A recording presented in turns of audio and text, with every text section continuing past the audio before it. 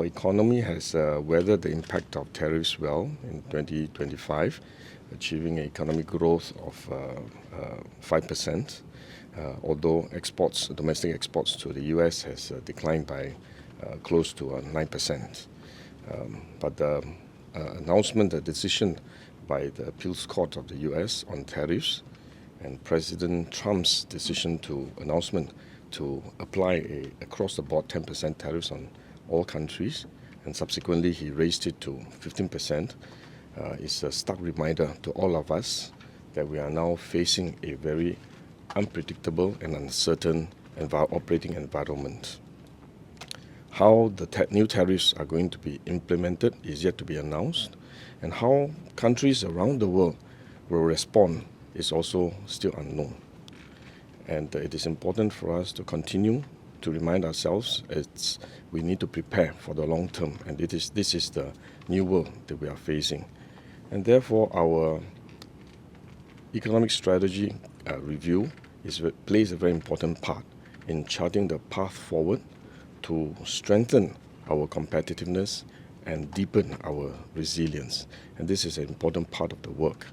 And we will continue to work with our counterparts in the US to seek greater clarification on how the tariff will be implemented and more details about the new round of tariff implementation, bearing in mind that there's still significant uncertainty surrounding the tariffs because Section 122 has a time limit, and therefore we can expect the tariff will continue to be changes in time to come.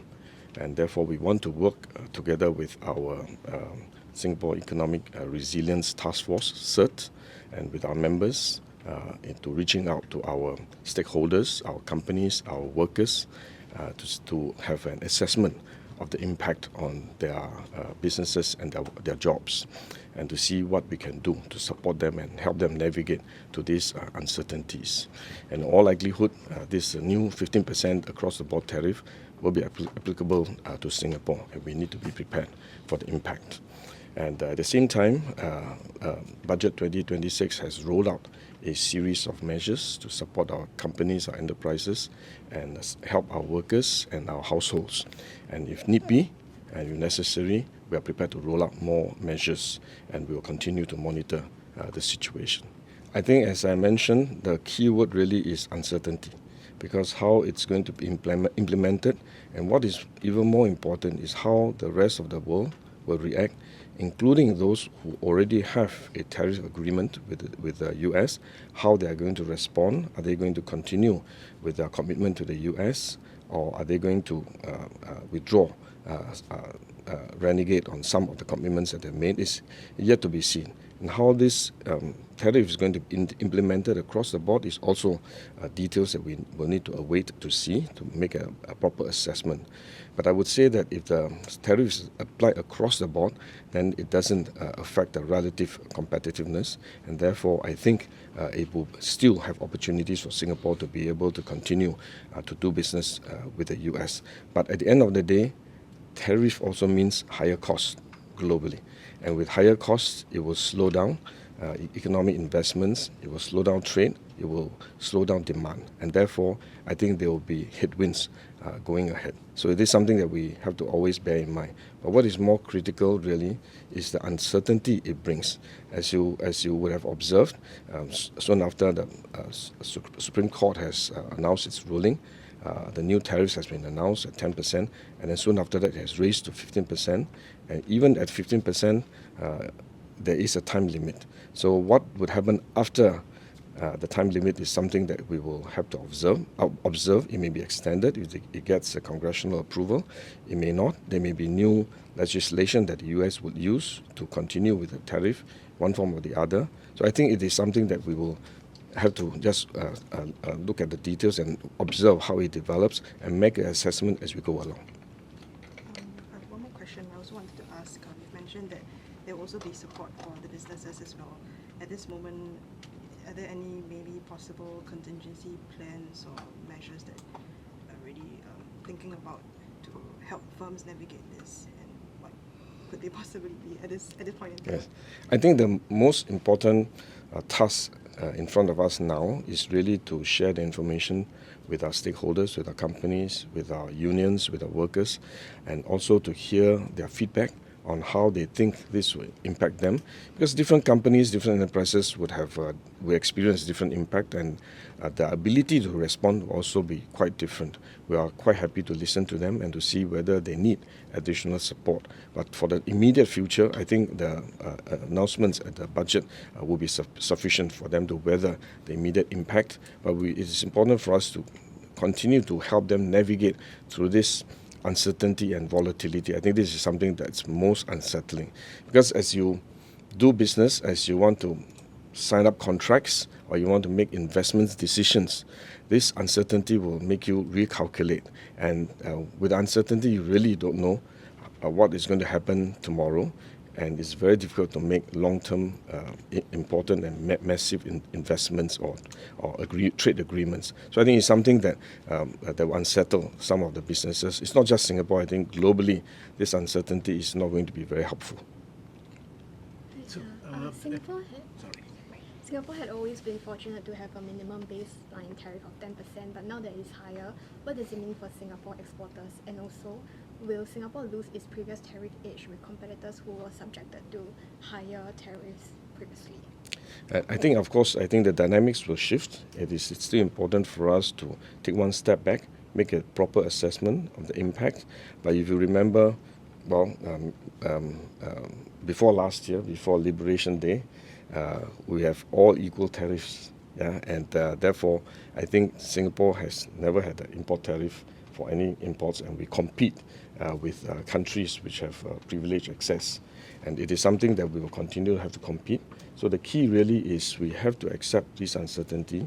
In the longer term, we need to chart our direction to make sure that Singapore will continue to be competitive and our economic structure will be resilient, so that we are able to withstand these shocks from the external factors, so that we are able to continue to operate, find our niches, find our position in the world, to strengthen our competitive advantage as a hub business with our leverage on our connectivity, our well-trained workforce, highly competitive and productive workforce, and these are our key selling points, which I think the Economic Strategy Review Committees have announced and have shared with all of us. I think this is the way forward. Despite changes in the world, this will help us find a way forward to continue to allow our economy to grow and to be resilient. So may I get you to continue looking at me? Okay. Possible, yeah, but that was okay. So because 122 is limited by time, 6 months, and the rest of the 3 sections are limited in the sense that they are either country-specific or sector-specific and need actual reasons for leveling them. Singapore is neither falls in the category of countries that have big trade surplus with US, nor their unfair trade practices has never been the issue.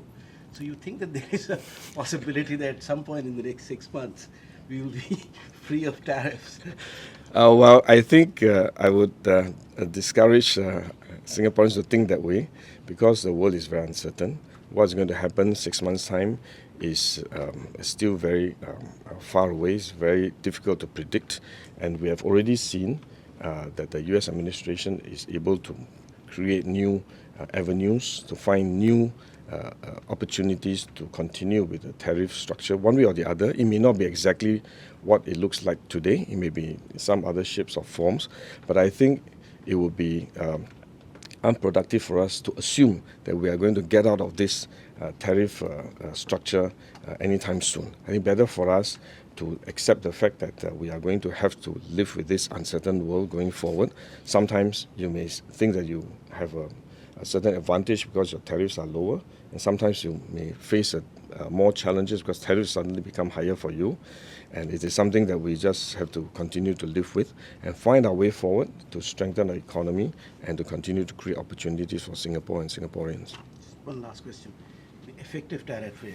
So at this point, given that IPA is gone, would the effective tariff rate change? I remember it was around 8% or something.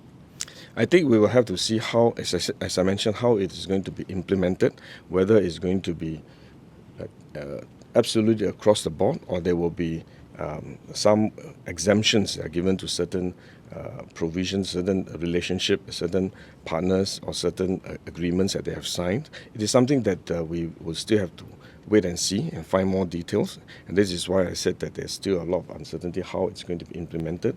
And with the details, then we will be able to better assess the effective tax tariff rate.